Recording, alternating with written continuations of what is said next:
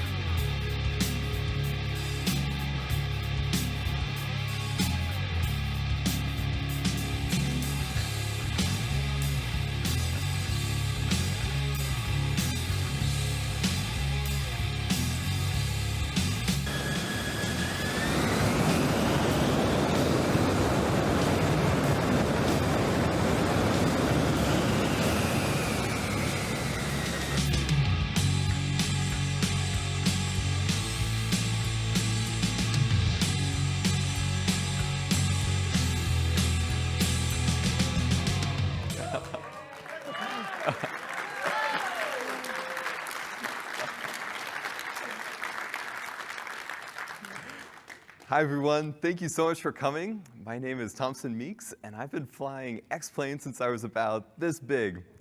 It's changed quite a bit since then though, and we're really excited to show what our team has been working on since then. We just saw an awesome new F-14 Tomcat that will be default in X-Plane 12. We're super thrilled with all of the work and dedication that our team has put into that, and it's really a joy to fly. Up next, we have some videos from our development team. What they will do is show you a little bit of what they've been working on for X-Plane 12, and then they'll go a level deeper and tell you why it matters, how it adds to the immersion of X-Plane, how third-party developers can leverage this to make their products better, and what X-Plane 12 will look like. Afterwards, we'll have time for a short Q&A. So let's get started.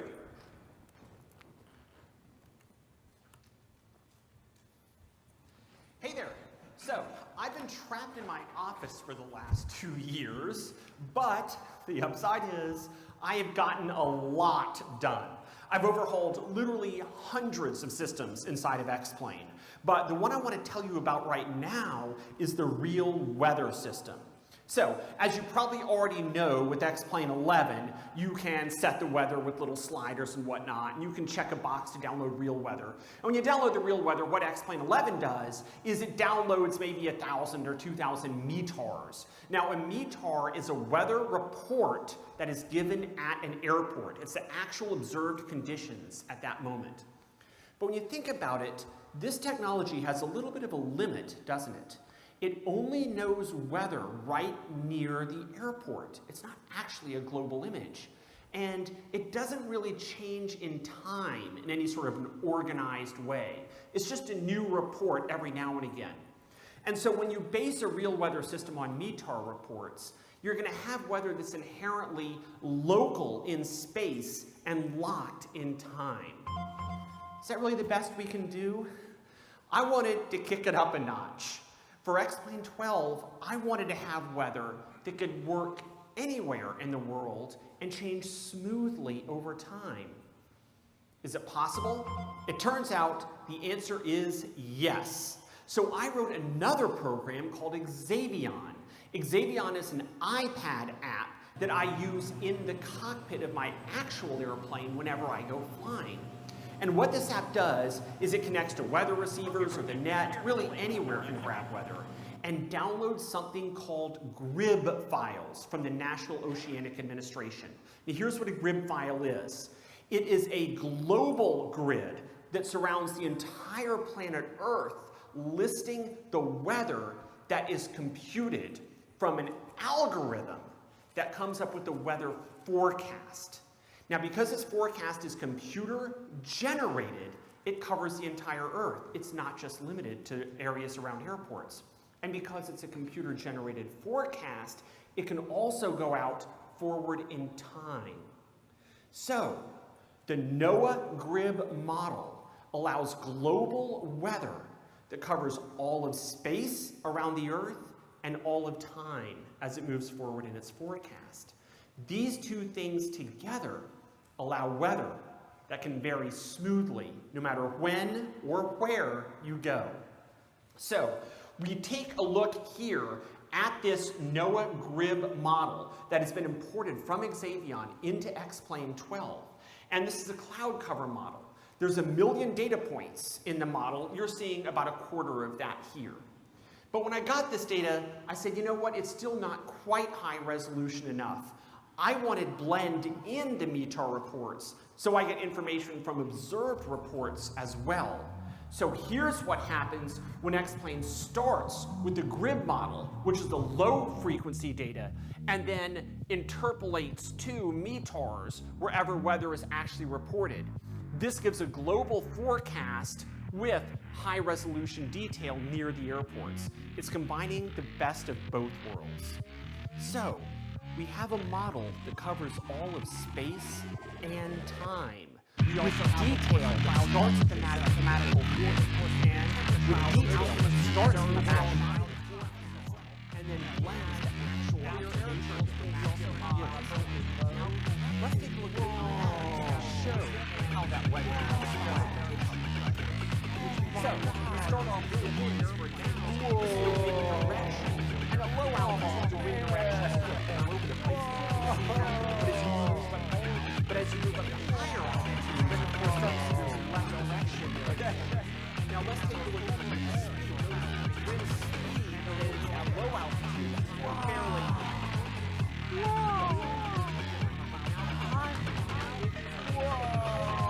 Now let's take a look at the wind speed.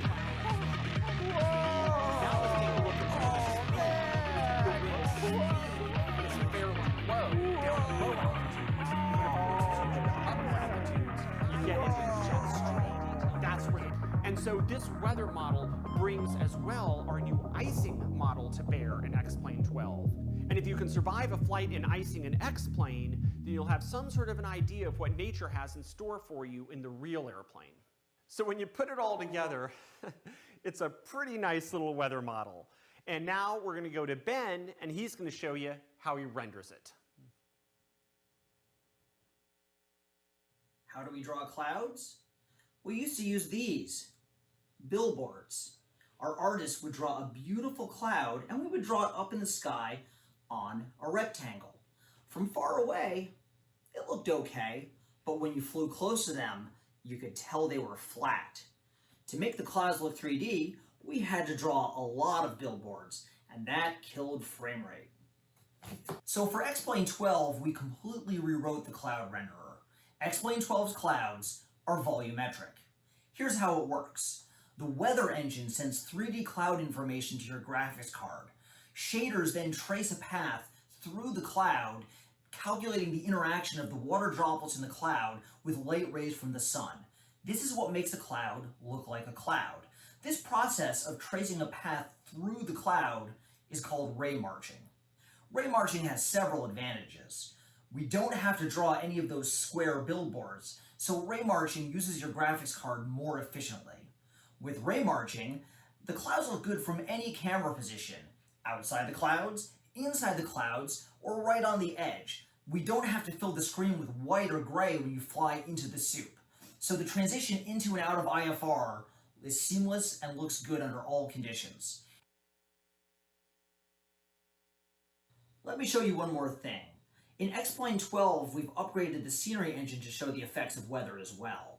X-Plane 12's scenery engine can show puddles on the ground and snow dynamically. The puddles are reflective, and when it's raining, they show water droplets.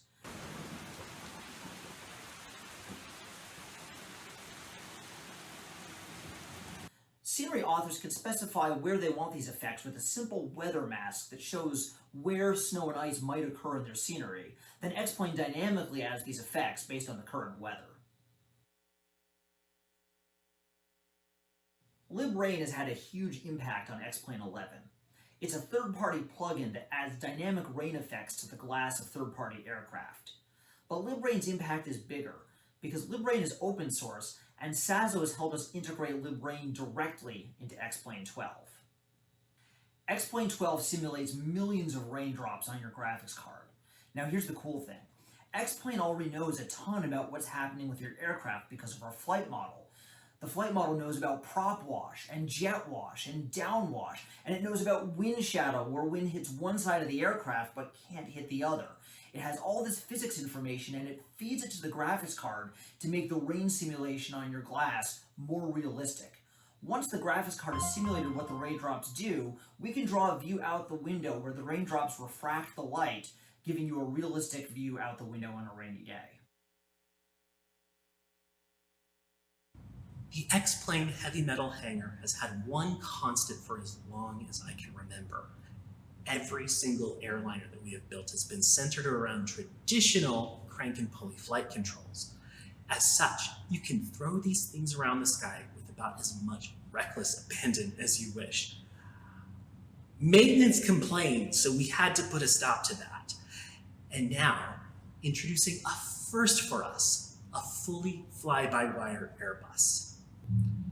The A330 leverages the amazing Airbus flight control system that Austin has developed natively for X-Plane. The system respects all of the normal law limitations. The computers won't let you pull excessive G, overbank, pitch up or down too much, and will save you when you get going too slow or too fast.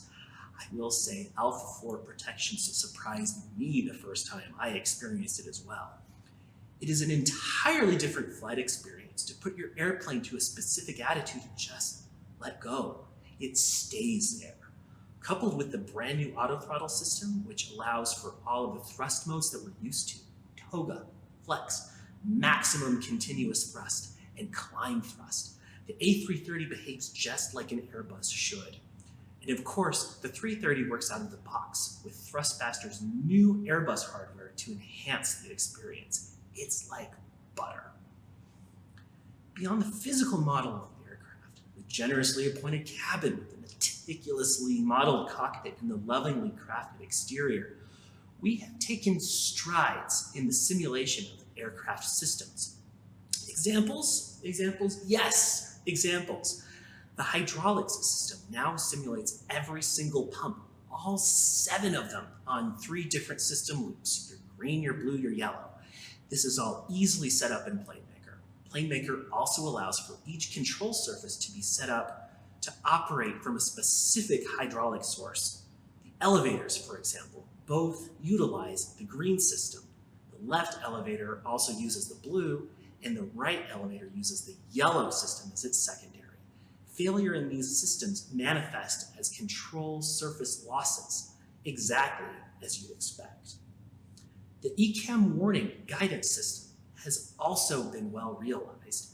If you get an engine fire or any sort of failure, the ECAM system recognizes the failure and provides a checklist for you to remedy those situations. The ECAM also manages the secondary display page, that's the bottom DU, underneath the primary. When you start the APU page turns on. When you start the engines, the engine page displays.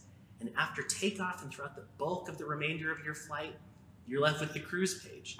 When you're on approach, however, the wheel page shows up at 800 feet to give you landing gear status. It is all automatic with manual override controls. We've even gone to lengths to simulate the main gear of the A330 accurately. The gear has a special feature in that the eagle claw angle is directly tied to the strut compression. When you rotate and start taking weight off of the struts, the trailing wheel of the bogies pushes down on the tarmac as they rotate to their angled back position, giving the tail a couple extra feet of vertical clearance and resulting in better takeoff performance. We've really done all we can to pull the stops out on this airplane. We're doing things that we've never done before, and we hope that it shows. Hi, I'm Daniela Rodriguez Careri. I've been in charge of the sound design on X-Plane since 2019. We have been working on some other fun new sound developments. In addition to the new aircraft with full suites of FMOD sounds, we also have some other things to share.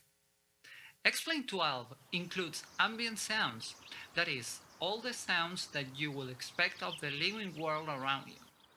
You can now hear the sounds of the sea, the cars rumbling through the city, the tree leaves rustling in the wind, and even birds and crickets in the wild.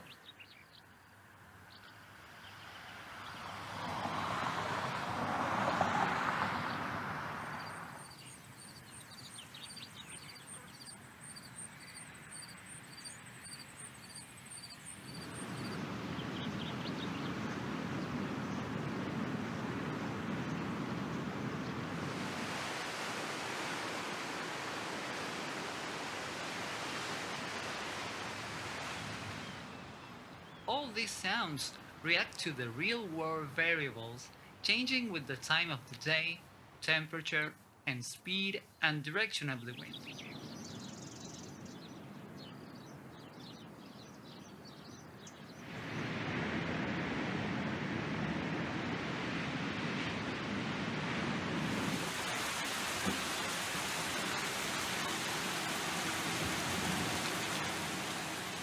The soundscape of weather in X-Plane has been redone too. That means that now you have the distinct sounds of rain, hail, and wind. These sounds interact with the ambience too, so when it's snowing, everything will sound muffled, or when it's raining, the cars on the road will sound different, more wet. The thunder effects have been upgraded, and we are using many different recordings for variety, distance, and intensity. These ambient sounds interact automatically with all FMOD-enabled aircraft, both from Laminar and third parties. If you're an aircraft author, there is nothing you need to do to enable them. They will just work on the exterior process environment channel, and they will respond to your aircraft installation characteristics as you model them.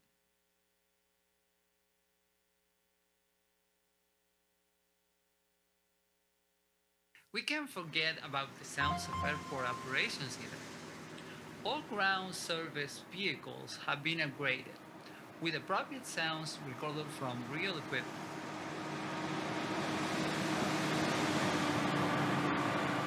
It's not just a static engine noise. They react to the amount of work they're doing and include distinct sounds for fuel pumps or elevator scissors and other moving parts.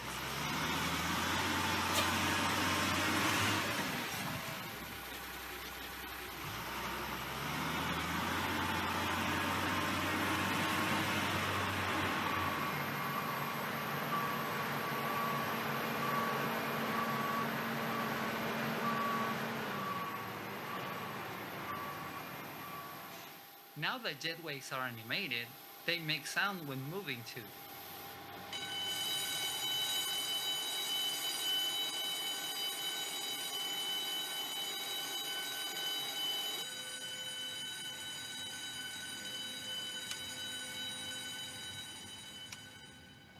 As you noticed, we also have real people to drive the vehicles now.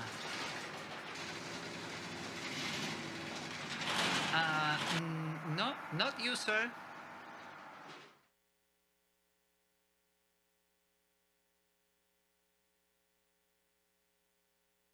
X-Plane now supports FMOD 2.0. We upgraded the sound engine, and now all goodies from this new version of FMOD are available to our community of developers.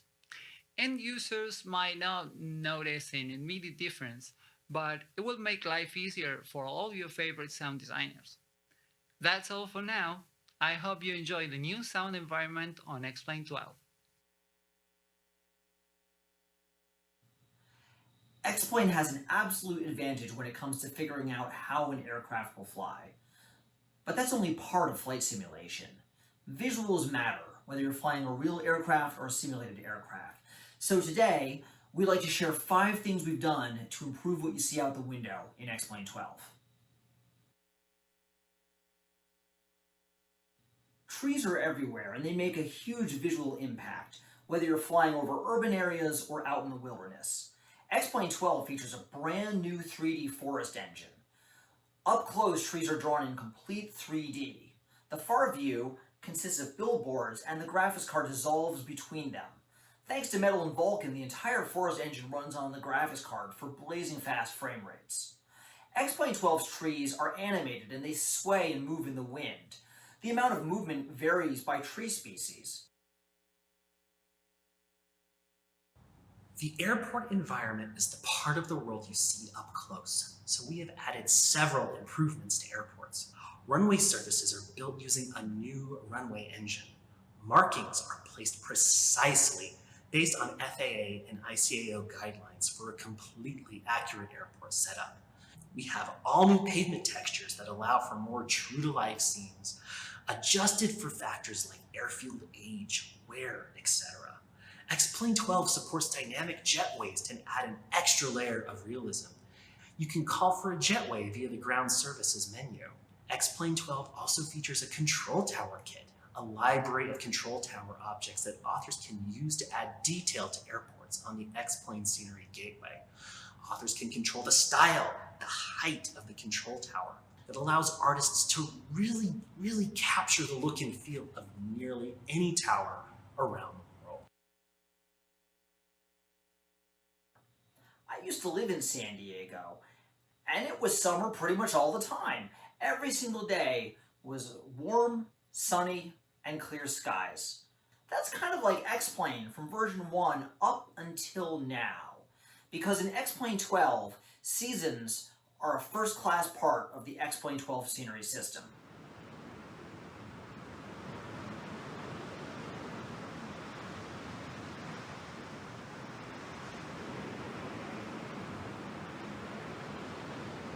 First, we start with data. We collect climate and biome data so that we can figure out where the seasons change for each part of the world. It doesn't become fall at the same time everywhere. It depends on climate, it depends on latitude, and it can depend on elevation. We encode when the seasons change into our scenery files. The new season engine fits hand in glove with the 3D forest engine, especially in the winter, where having the leaves taken off of the trees in the winter makes a huge visual difference. X-Plane 12's AUTOGEN has been rebuilt from newer data with better sources to add more local detail. We import data from OpenStreetMaps, NASA, ESA, and other data sources to build a digital model of the world, which X-Plane then populates with trees, buildings, roads, etc. The placement of visually important features in your cities like large buildings, industrial areas, civic and commercial spaces has also been greatly improved. All of this adds to the plausibility of the X-Plane world. We've also, as is tradition, have made leaps in the size and quality of the AUTOGEN library. Now we also have sports features. Those are things like stadiums, those golf courses that you fly over on approach, and even tennis courts.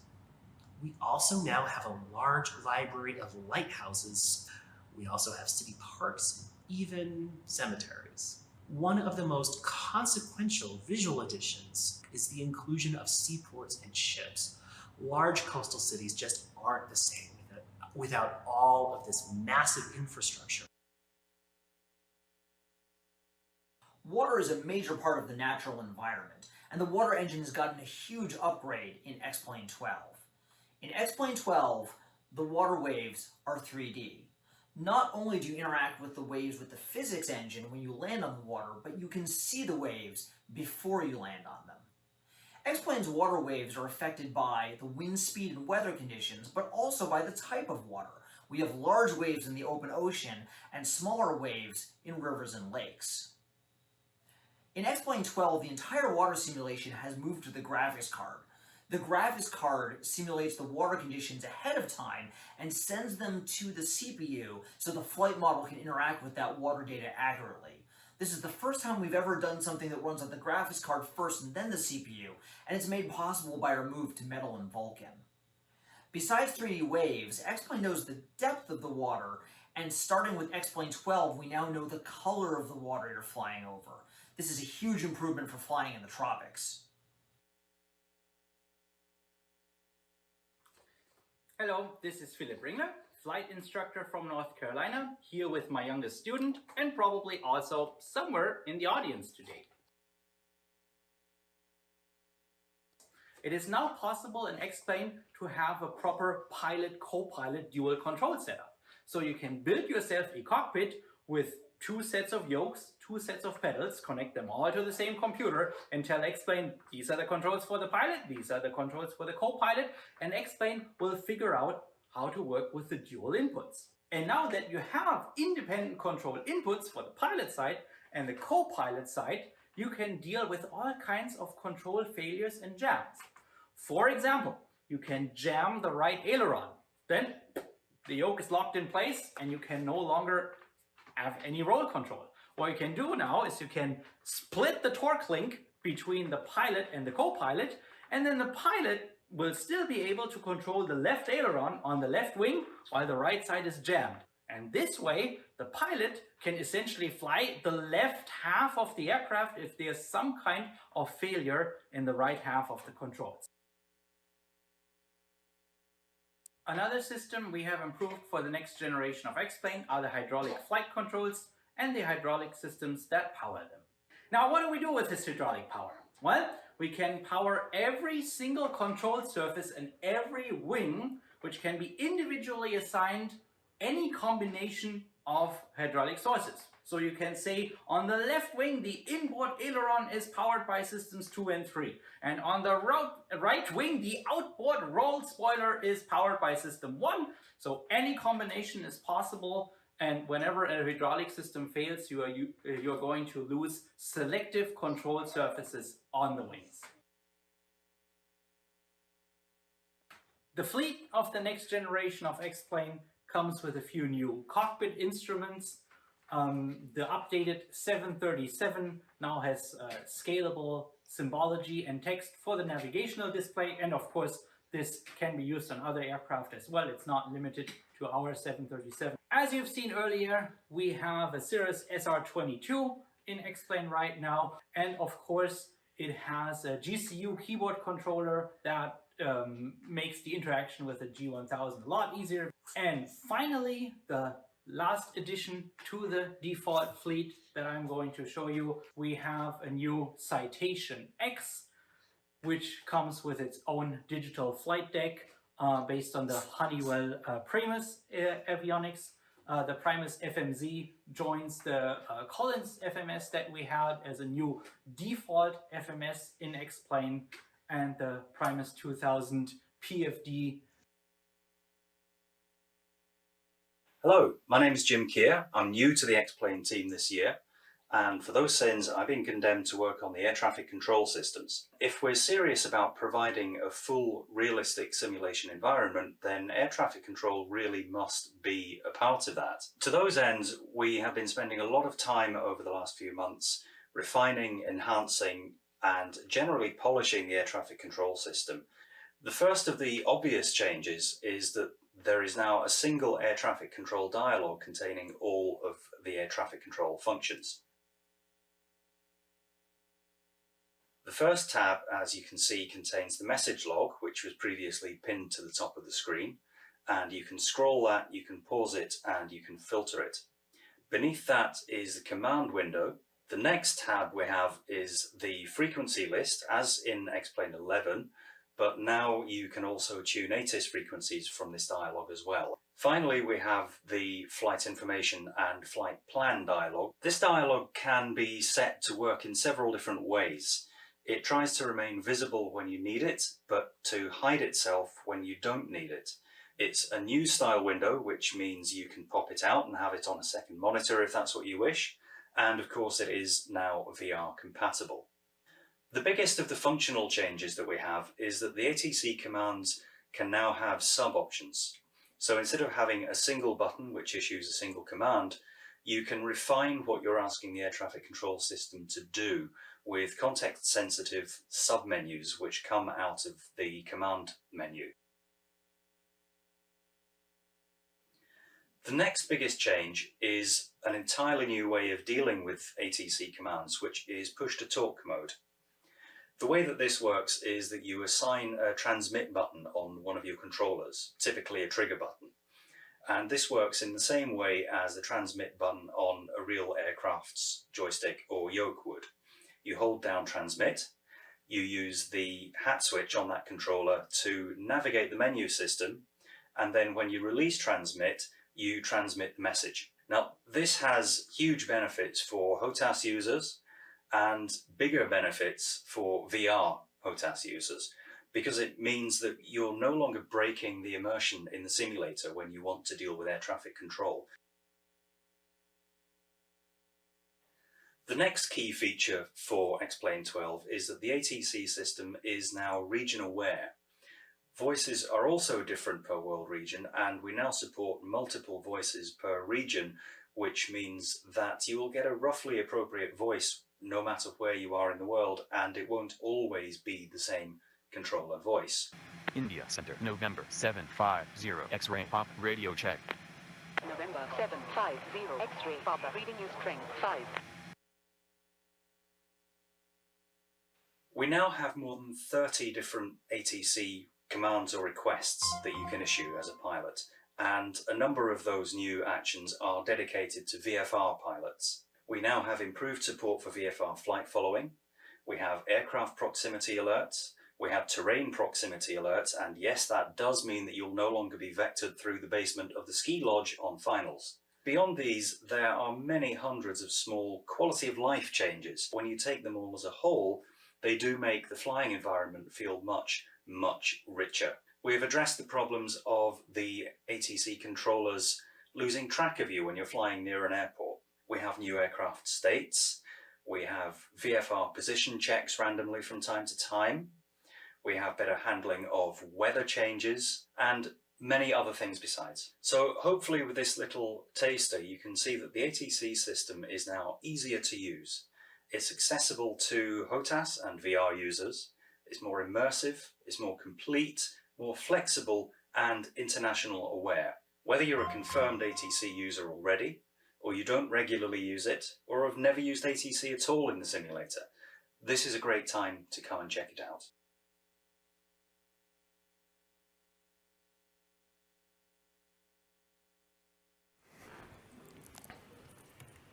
That's X-Plane 12.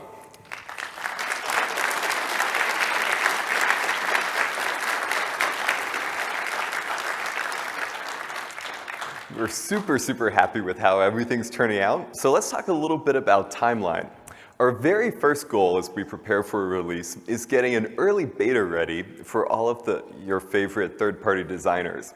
They do all sorts of important work to enrich the ecosystem around X-Plane. So we want to make sure that they have all the access they need to really optimize their products first. Once that's complete, we'll move into a public early access phase. And then from there, a full release with digital download keys, DVDs, even Aerosoft DVDs in Europe and around the world, and that sort of thing. So, Evan, I think we have some questions.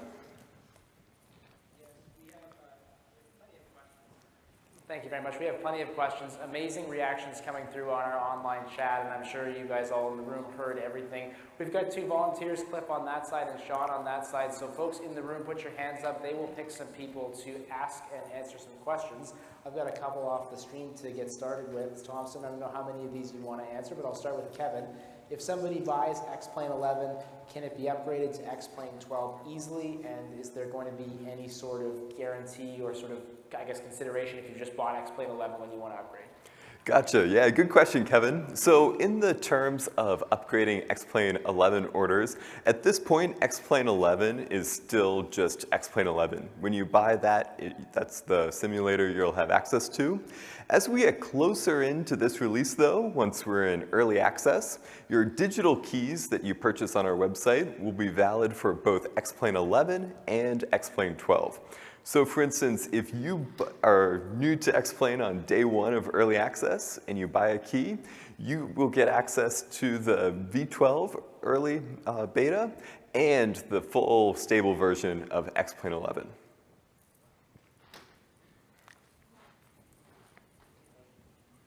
I thought we'd have more room questions, but I'll keep going on the stream. You'll be shocked to know that Sergio from helisimmer.com wants to ask a helicopter question. Okay. Shocked. We'll Shocked. see. Yes. So of course he goes, we've seen the F-14 and the A330, but are there any plans for a new default helicopter with the same quality the A330 seems to bring? Gotcha. Yes, one of our artists has been working diligently on a new helicopter. I think I'm going to leave that one as a surprise, though. I think it will make everyone really happy. Thompson, we got somebody over here. We have Doug. All right. Hi, Doug Latham from Eglin Air Force Base, Florida, that area. I am wondering if you, since it's a new product coming out, and now network systems like IVO and VATSIM and even Pilot Edge are so popular and used so extensively, has there ever been any thoughts of direct integration? Yeah, so you don't have to have an external program like XPilot. Sure, that's a great question. That falls into the category of things that we are working on, that we're super eager to have in the sim, but that will not be a 12.0 feature. So just like in X-Plane 11, there were intermediate versions that brought all sorts of new things. We've talked about those several times before at these shows. So that's the kind of thing that we plan to see later on in the X-Plane run. I have a question here from David. All right. Yeah, real quick, David Baker. I'm just a private pilot and a teacher for photography and do aerial photography with drones for my students.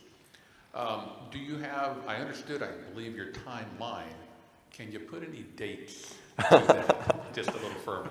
You know, that's a great question. No, I don't have dates for you. Basically, when we think about X-Plane, we want it to be the most enjoyable simulation experience that you can buy anywhere.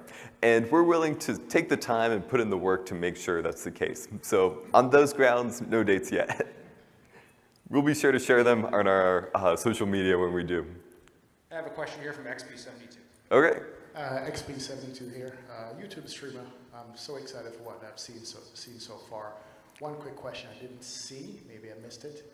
Are you guys working on anything like, I saw the rain effect, beautiful. What about snow as part of the seasons? Yeah, definitely. So we actually consider snow, rain, and ice accumulation to be more of a weather effect than a season effect.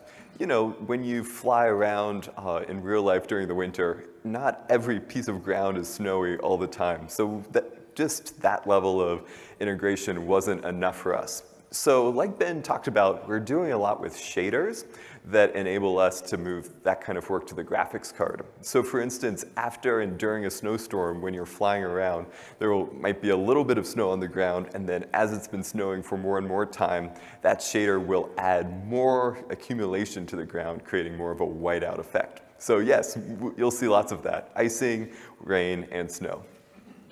We got Gene from SoCal over here. All right. Hi, Gene Anderson, part of the local sim group here in San Diego. We are dedicated to X-Plane because of Zibo. I'd like to hijack this section and talk about 3 hours just about the standards of Zibo. Where does Zibo sit in your whole repertoire? I mean, do you invite Lubo Zivek over for dinner every night? Because I think he has won over so much loyalty to X-Plane because of the fidelity of the model. And I think Pat Fuge would agree on that. That's a great question. I have never met Zibo in person, but he's always welcome at my house for dinner. I'd love to get to know him better.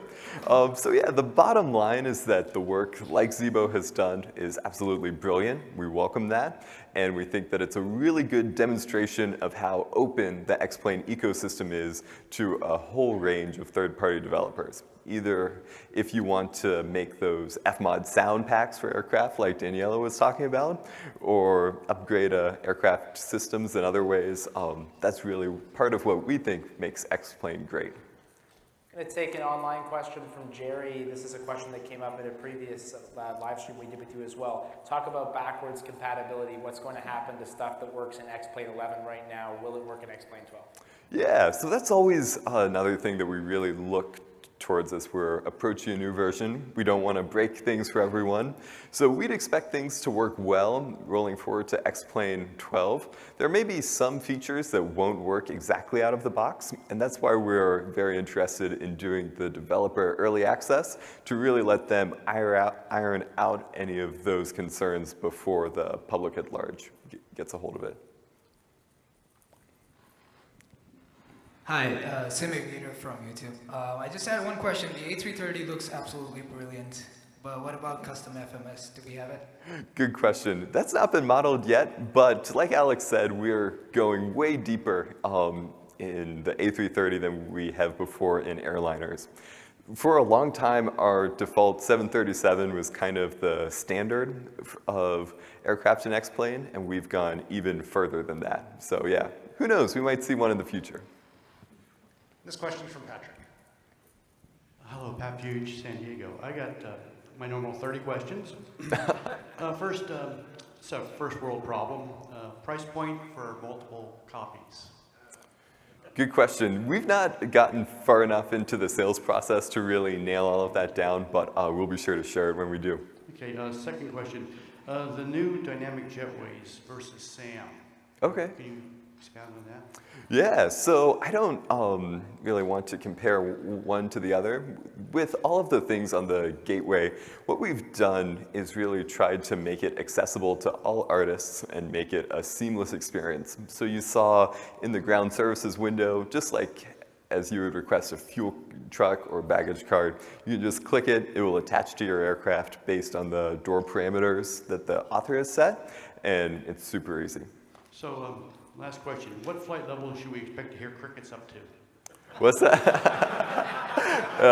That's a good question. You know, it's really funny. I've spent hours and hours this week and last week editing this video to the point that every time I hear crickets outside, I'm like, oh, am I editing again? It's definitely a little disorienting. From our live stream, can you talk about PC requirements and specifications for X-Plane 12? Yeah, for sure. So overall, we haven't set exact recommended hardware specs for X-Plane 12 yet. We'd expect it to run pretty well on the current typical hardware that you'd expect for a modern sim. Nate over here. That's one of those things that we'll now nail down closer to the ship date, just like the pricing model and that kind of thing. Hi there. So, kind of to expand on the requirements, when it comes to Vulkan, would you say that it's making it easier to optimize, especially considering how impressive the rain and particles look and how hard it is to get video cards nowadays?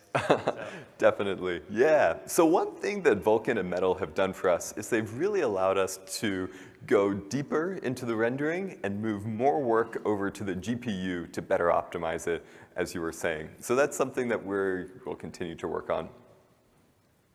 Next question is from James. Hey there. So you talked about AUTOGEN and weather and all of the new stuff there, but I didn't see anything about like ground textures and orthophotography. Obviously, you can't do the same kind of online streaming that Microsoft can, but is there any plans for improving the default ground textures? Yeah, good question. So right now, X-Plane's scenery engine is data-based. Data-based, not data-based. As Alex was talking about, we draw data from all sorts of different places like NASA, ESA, and OpenStreetMap gives us a lot of flexibility there and a lot of really rich data. So we don't see it as a all one or all the other thing. We see orthophotos as just another data source that we'd love to integrate more deeply into X-Plane. I will say that we do have some new stuff on the way for color accuracy and that sort of thing on terrain. So yeah, you can expect to see that soon. Hi, do you have any improvements planned for VR integration, and particularly with the UI? Yeah, good question. So there are some things that we've modernized in X-Plane 12 with VR in mind, specifically the ATC engine that Jim was talking about. We're really happy with how that's been visually improved and optimized for VR users. Beyond that, we don't have any 12.0 features that will fall into that category, but I would be surprised if we didn't see something like that coming soon. On our live stream, Taylor is asking about VATSIM and other online networks. Will they continue to be compatible with X-Plane 12? Oh, absolutely. So another thing that we look at when we're approaching a major update like this is compatibility. It is never our goal to break anyone's add-ons or make extra work for them. That's the last thing we want to do. So they will still be running an X-Plane just like normal. Next question is Bruce from Savannah. Hi, Bruce from Savannah. Don't let the accent fool you. You may have answered this already, part in the equipment requirements, but have any frame rate comparisons been done between 11 and 12? You know, same aircraft, same location, same conditions. Yeah, that's a great question. So no, we don't have any hard data on that right now, mainly because we're still in the process of integrating all of those things together. Once we get everything running together and optimized fully, that's a function of development time, then we can start thinking a little bit more about that and moving that direction. Way back in the left corner here. Sorry, what was that? Okay. Hi, my name is Nate. I'm a student pilot from Atlanta. But I heard some rumors, but I wanted a definite answer. What about backwards compatibility for third-party add-ons for the X-Plane 11?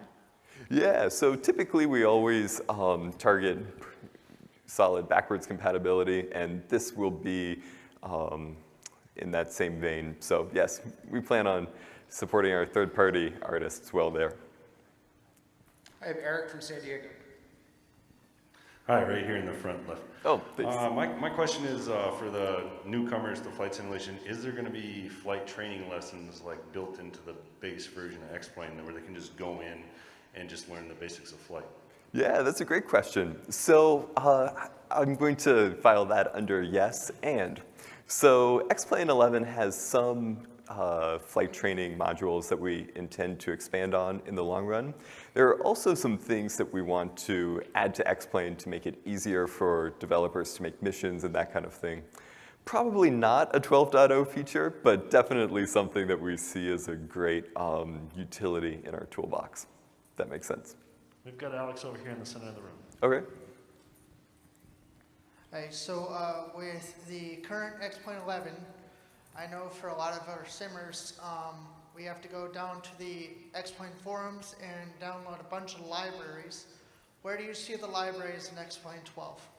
Yeah, that's a good question. As far as I know, we don't have any major changes coming to that aspect of the sim, but we always want to make life easier for, again, the third parties and the users. So that's where our head is, and we'll see how that filters down for sure. Hi, Joe from Long Beach. I got 3 questions if you don't mind. Okay. So my first one being is about the default jetways and how, is there any support for, say, 2 jetways at sceneries for wide-body aircraft? Good question. I believe so. I've not gotten to try that myself, but we have all sorts of airports in WED already from the jetway kit, and we've made those super easy to upgrade into jetways that are moving and animated and emitting sound. So I don't see how that should be a problem. Okay. And for my second question, regarding how new runway markings have been a major feature, this is on a more regional basis for, say, Arctic airports, such as in the northern part of Japan or in Russia. Okay. Is there any support for, say, orange runway, markings instead of the usual white or yellow? Interesting. I've never seen an orange marked runway, but that sounds fun. I'm not sure. I think that that's definitely something that our new system that's more modular and user-friendly for the artists, I think that that's something that it'd be able to support pretty easily. We'll have to see. All right, and the final question being regarding the new cloud system. Yeah. So will there be support for the individual different kinds of clouds, such as a CB or a Strato? I don't remember the scientific name, but... Sure. Oh, absolutely. You know, just like the world when you go out flying, there's never going to be just one kind of cloud in the sky, and we plan to simulate as many different types and shapes, thicknesses, darknesses as we can. So definitely. From Alex on our live stream, will there be mesh editing tools available for senior developers in X-Plane 12? I'm not sure on that. So kind of to look forward, this was our short and fast keynote for X-Plane 12. There's all sorts of more information from each of these artists that we plan on sharing over the next few months. So I'd expect a WED-specific scenery developer type video coming in the near future. I have one question over here. Okay. You guys said that you would update license keys for an updated stable version of X-Plane 11 and beta of X-Plane 12. Would the same be applied to users who use X-Plane on Steam? On Steam. That's something we'd have to look into how that ecosystem would support it, but we can definitely look into that. I have a question up front from Taylor. Okay. So in regards to your to the weather system, I know this as being a pilot. I've dipped my wing into a cloud once before, and you get turbulence on one wing, but not on the other. Is that something where the new cloud system in the rendering is tied to the physics engine in some way? Good question. I'm not sure if that's currently implemented, but that is exactly the kind of thing that Ben and Austin are working on right now. They're spending all sorts of time and energy really dialing in all that fun data you saw, right? And then attaching that to what you see in the outside world too. So if not now, I definitely see fun stuff like that coming. We also have some really cool new icing effects on the aircraft and the ground. So we're excited to see how that can make IFR and marginal VFR even more entertaining. There we go. Michael here in the back. Yeah, Michael Duran with Flightline VR. I'm wondering if you guys have any limitations when it comes to any of the flight envelopes, such as altitude or speed, if anything's being locked down, or if you guys are allowing us to get at any altitude as long as there's enough air and enough engine power. Gotcha. No, that's a great question. So I'm actually going to field that one to Austin. If you stop by the Honeycomb booth at 4:30 this afternoon, we're going to have Austin on Zoom, and that's a perfect question for him. This question is from Joshua. All right, let's do two more. So regarding the weather system, do you have any system where it looks over mountains and how the wind interact with them? Oh, absolutely. Yes, we also have cool stuff with how the clouds interact with mountains. So mountain flying is definitely something we enjoy and something we're looking to optimize with all of our new systems. Austin also has some cool stuff going on with the thermals in X-Plane that are really specific to glider pilots. So you can expect to see some stuff on that pretty soon. All right, last question. Last question from Nick. Nick. Hello, my name is Nick, and I was wondering if X-Plane 12 will always have up-to-date AIRAC data, or if we're still going to have to rely on third-party like Navigraph. Yeah, good question. We don't have any plans to change the way that nav data works in X-Plane, but I believe that we will have a newer AIRAC versus X-Plane 11. So, yeah. All right, well, thank you so much. One thing that a lot of people will ask is, when can you try this? And the good news is that that's today. You can stop by the Thrustmaster and Honeycomb booths and give X-Plane 12 a try. Granted, not everything has been implemented in this build, but you can see some gorgeous 3D trees, the new lighting model, some new aircraft, and it should be a lot of fun. And come to our Zoom session with Austin as well. Thank you so much.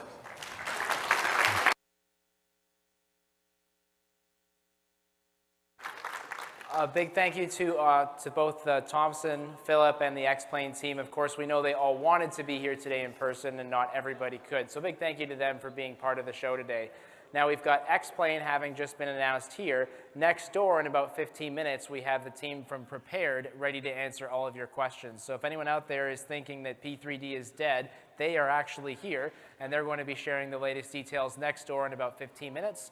We come back right here at 3:30 with an Ask Me Anything with Twitch's own Flying Fabio. Big thanks to everyone for hanging out with us. We'll be back in this room in about 30 minutes and in that one in 15.